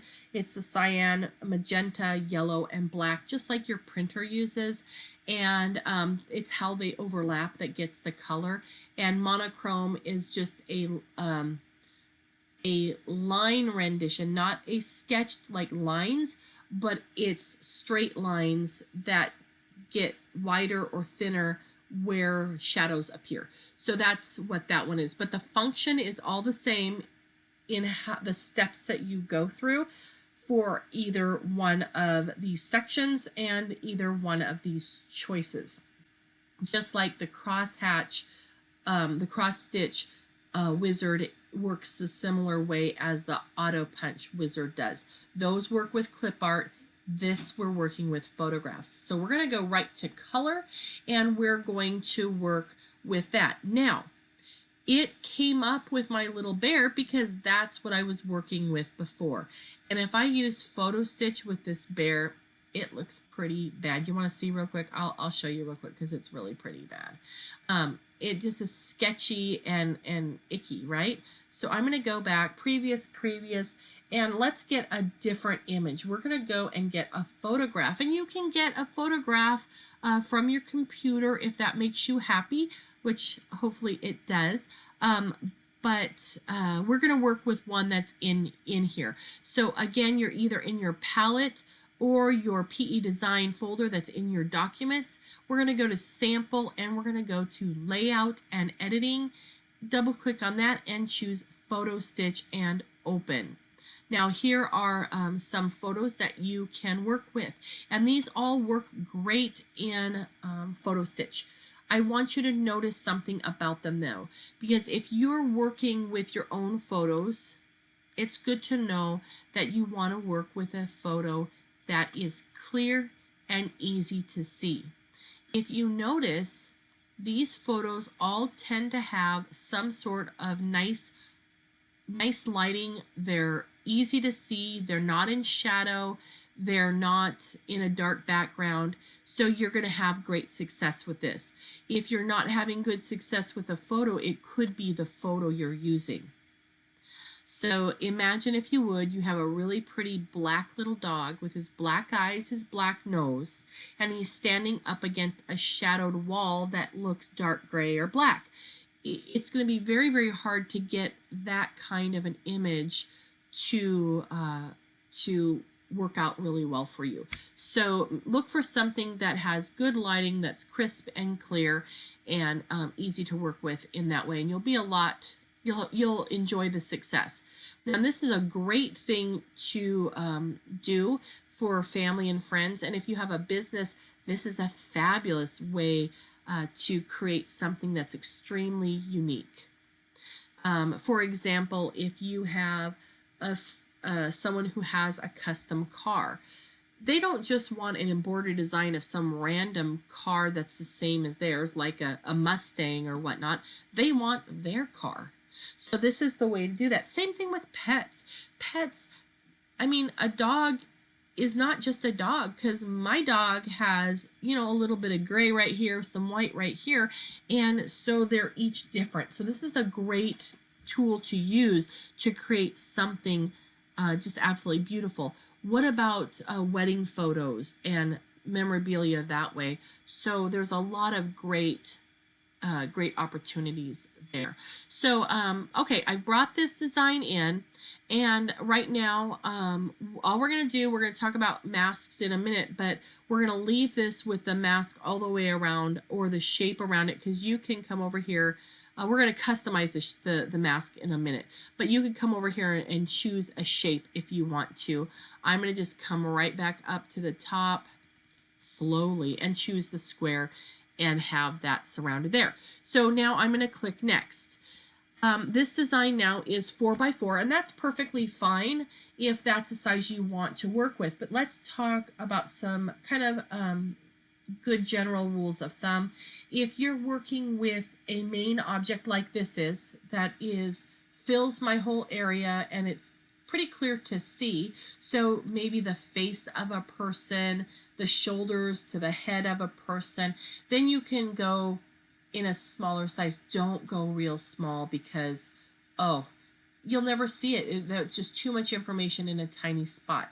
Also, make your design the size you want it to be here, because since this is such a different process, changing the size in the software or on your machine later is not going to work out favorably for the outcome. So try to know ahead of time, think ahead, what size do you want your image to be. Now, if this was a picture of my daughter's wedding and it had the whole bridal party and they're standing and taking a look at you while, the nice bridal party photo, 4 by 4 is really small for a person of full height. So think about how tiny that person would be, let alone an entire bridal party in there. So if it's standing up, you probably want to see the height of the embroidery design be at least 7 inches. Give them that 7 inches to be taller. Okay, so if you have a 5 by 7 hoop, then you would be able to do the bride and the groom at that 7 inches in height. So just keep that in mind. If it's just the face of the person, it can be smaller. If they're standing, give them some more room. If you want to change the size, just like our bear, we can click and drag it, or you can click fit to page. Then we're going to click next. Now in next, it has now evaluated the design. Isn't that cool? It evaluated the photograph, and it has turned it into thread colors. That's so cool. Now here we have the list of colors, and it tells me that there are 10, which is really pretty awesome. I like that because I have a 10 needle, so I don't have to change the amount. I don't have to go and change my spools. So this is a very handleable amount. I would not change this too much because it will decrease the amount of detail that you see. Now, another thing to know is that when it tells you to use this color, use that color. Don't go and start thinking, oh, my dog does not have purple in him, and you did your dog. Well, the purple is in there somewhere, and it's used for a certain reason. And so you need to use the colors that it says to use, and just trust the process. If you take a look over here, see this lavender color doesn't really show up much, but you can see it hiding in the background here. There's a little bit of a lavender tinge in the shadowing. So you never know where a certain color may arise, and you may have a weird orange or a pink or a purple, and you don't see it, so you don't believe it. Just trust the process. Now, if you want to, at this point, come up here and you can change, oh, flesh tones, that's not going to be very good. You can change the colors to a different, update preview, a different thread manufacturer, and then it will give you a different look. So that's still beautiful, but completely different, isn't it? So again, trust what it tells you to use. If you don't have the Brother embroidery thread, and you have a mixture of different ones, that's where my thread chart would come in handy. If you go to my chart, you have your threads in there. But if you don't have those exact colors, then take the colors that you have and visually match them to be as identical as you can with the colors that it says. Now, I know I'm really stressing this a lot, but you're going to be really, really much more happy about the designs if you do that. For example, there was a photo stitch that we had done. One of the a fellow dealer's employees had created this photo stitch, and she had given us the file to be able to stitch out, and it's of Priscilla Presley and the girls, and it was really pretty, and it's in black and white. Well, one instance of it being sewn out, the individual just grabbed black and whites, didn't closely match the thread colors, and it ended up being really, well, it was horrible. It looked like they had mange and blotches all over. It just really didn't turn out well. So, okay, enough on my soapbox. Match your colors as much as possible. Now, let's talk about how to create our photo stitch. What you're going to see here is a beautiful rendering of the design, and how it's created is the colors meander and mingle together all throughout the design. So a color that you don't expect may be over here and over here. It's just like a kind of like a bowl of spaghetti, like I said before. So it's very, very unique, and it is artwork. So you're going to see the finished stitched out design is going to look different and better from a distance than it does right up on your face. Okay, and I'm kind of saying this because when we get to the finish part, the computer rendering of this in 3D doesn't look as good as it's going to when it actually sews out. Okay, all right, so when it comes in, we've got some sections here. We have the sewing options. We have coarse and fine for detail, and it usually comes in right in the middle. And depending on how you have this set, you're going to see more or less detail. So let's take it over to coarse, and I'm going to click on update preview, and you notice that it has a little bit rougher look to it. Now let's take it over to fine. So watch the butterfly. Don't watch my cursor when I click, but watch the preview there so you can see how it changes. And here it comes. There we go. So now it has more of a smooth and a prettier look. So if you have some things, especially if there's a face, eyes, things like that, you're going to find that the fine detail makes this so much more pretty. It's just absolutely gorgeous. Okay, run pitch, again, remember what that is? That's the stitch length. So if you want even more detail, you can take that down a little bit. And if you want to look at the butterfly, I'm going to click preview. It'll take my computer a couple of seconds to finish that off, but there you go. You can see it even has a smoother appearance. So that's as easy it is. So we're going to do it again here in a minute. But let's talk about brightness and contrast. This is where it's going to analyze the image and give it more lighting or make it more shadowed. And you're going to notice the one in the middle has a black box around it.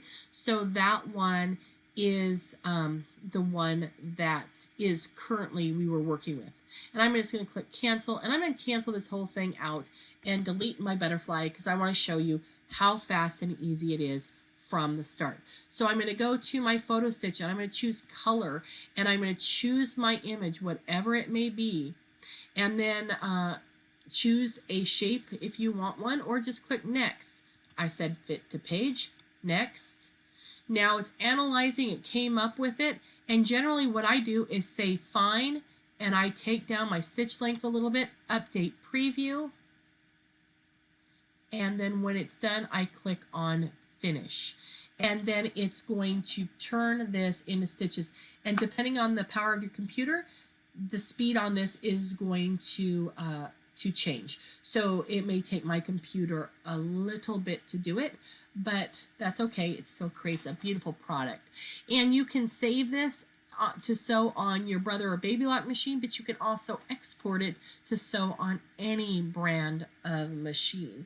And it's really pretty cool. Now remember, I've already chosen the size, so I am not going to go and change the size of this design at this point. It is done, and I am finished with it. So you notice it doesn't show as much detail here as it did in that artistic rendering that it did in the Wizard, but rest assured it will stitch out well. Now, let's talk about stitch out really fast. So remember, hopefully you remember, we talked about the importance of leaving the colors to be true colors. Okay, leave them. You want to use thread that matches. You can be stitching along and you're doing your kid or your dog and you're at stitch color number 7 and it looks like garbage. Because, I mean, seriously, look at these areas. They're blobs of color. They're nothing that's, there's nothing defined about any of them. Okay, so as you stitch along, it's going to look not so great. Okay, but keep going. Just press on, not labor on, because it's really just changing a thread and pushing a button. But go ahead and keep going, because when you get down to that color number 9, 8, 9, and then definitely by the time you get to number 10, it's gonna be absolutely fabulous, and you're going to love everything about it. Okay, so let's, I deleted that off the screen. I want to come back and I want to go to image. Let's go to photo stitch one more time, and let's talk about the clipping mask, or doing a custom style mask. So I'm going to come in here and I want to choose, or I want to change, let's change the boundary. Maybe I want to give it a unique angle. Right here, this blue arrow is chosen. I can come in here and click and drag and change the size of whichever mask that I want to use. Or you can come down here and choose this stemless arrow, and you can come in and choose a point, and you can nestle. I'm just going to click on the line, click and drag the line, and you can choose the shape that that line is going to follow. Come here. Oh, I'm clicking too high. There he is right there. Okay, so you can click and move those away. And let's go and take a look at what I've done here. See how I've went around that? All right. So now in version 11, we have an updated clipping mask. And right now, it has created a mask that has decided where the butterfly is. So I'm going to come in here and I'm going to try to delete or get rid of that. And so let's say the update preview and see if that worked for me. Okay, so that got rid of that area. Now I want it to include, I'm just clicking and dragging around that area. I want it to include that. And now it has included that. Actually, I want to go back because I hit OK and not update. Now, when I did that, remember how I just drew right around here? I actually cut out a lot of it, didn't I? And that was because I made a tiny little circle. I didn't make the big one. Now, notice I'm not being really neat. I'm just coming around here, and I want all of this to be included. And let's come back here and I have to end where I want it to, where I started. All right, so now it has included those things, but I want to use my minus, and I'm going to get rid of that area there, update my preview. Voila, I'm happy with that. Now I can say okay. And now I have this fabulously masked area. And you can always go in with your little guys here if I want to come in and change that and add, you know, change the shape there. But I'm going to leave it the way it is. You can fiddle as much or as little with that as you want to. You could fiddle forever if you wanted to. And remember, the crosshatch means there's going to be no thread there. So now I say next, and we're going to go over here, and here's my preview of it. And if I had taken more time and been more precise, then it would have surrounded it in a cleaner manner. But hopefully you got the idea on that. And remember, stabilizer is key when you're working with something that is that heavy. So photo stitch is such a wonderful thing to work with. It does such a beautiful job. So enjoy those wizards. And thank you for joining us for the basics of your PE design software. So go play with it and have a great time.